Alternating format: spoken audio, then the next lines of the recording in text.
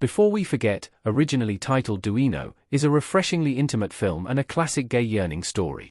It has some twists that subvert genre expectations for an even more staggering emotional effect. Before We Forget follows two timelines, the first in the present day, where Matthias, Juan Pablo de Pace, is struggling with the editing phase of a movie about his first love. Meanwhile, flashbacks depict his younger self, Santiago Madrussen, having this experience as he travels from Argentina to attend college in Duino, Italy, before ending up at his Swedish friend Alexander's, Oscar Morgan August Wittgenstein, family's villa for a life-changing holiday. Before We Forget is a pensive coming-of-age journey brought to life by heartfelt acting. The two leads are very real in a story about youthful longing and painful truths. Santiago Madrussen is the latest of multiple recent performances I've seen that perfectly capture the subject's insecurity, which is not to say that it is not unique.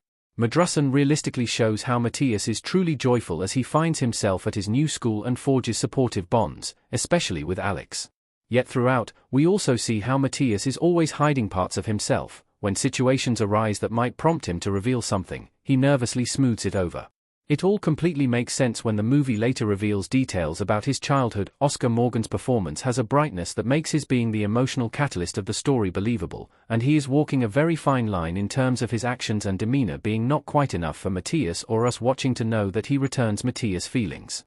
Julia Bender doesn't quite work as Alex's sister Catherine, possibly the result of her basically being written as a trope, but the protagonist's parents are actually highlights that you don't notice until one breathtaking monologue in a heartrending scene.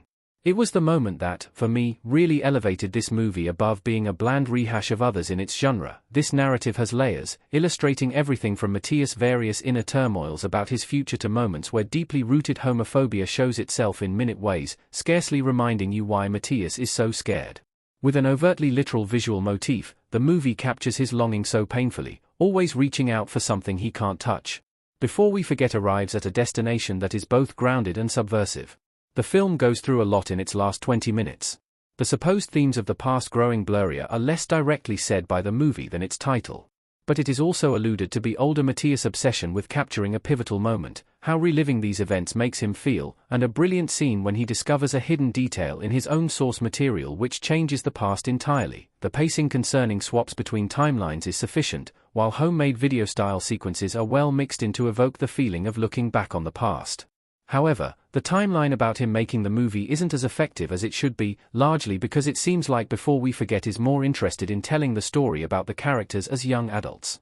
After spending so much time with the young actors, we're hit rather forcefully with the characters reuniting for Catherine's wedding. The actors playing the older Catherine, Krista Kosonen, Alex, and Matthias have such an easy dynamic with each other, the tensions from their young adulthood having, mostly, evaporated with time and maturity. Before We Forget's final act is great, as it seems like the most painful and awkward parts of one's youth can come to peaceful, satisfying resolutions. However, the movie's most distinct themes aren't clearly on display throughout, so everything goes back to being a basic plot about longing, reconciliation, and discovering oneself, even as the film does this well. In the intervening years, Matthias seems to have found himself with his work and his relationship with family. Yet he still wonders, could that first love have been real? In this way, Before We Forget muses on what could have been in a different time and place had the people involved been at different places in their lives.